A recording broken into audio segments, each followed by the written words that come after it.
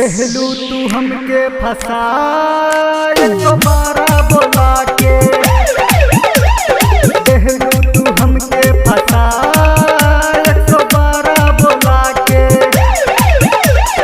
कहलू कि आजा राजा देह कुंडी लगा के, देहलू तू हमके फसाए दोबारा बोला के,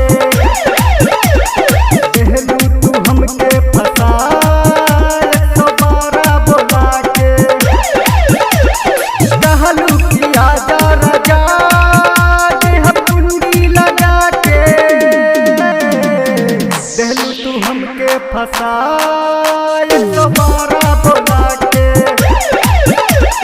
देहलू तू हमके फसाए दोबारा बोला के। Recording by Swati Delhi Raxaul. दोबारा बोला के,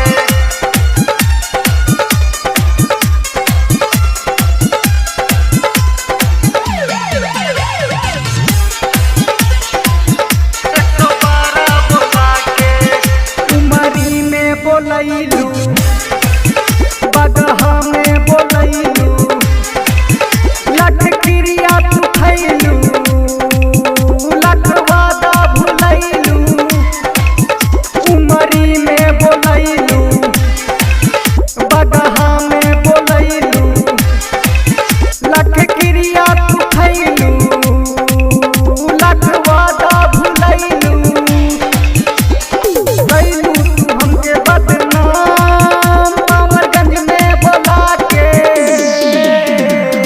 देहलू तू हमके फसाए दोबारा बोला के।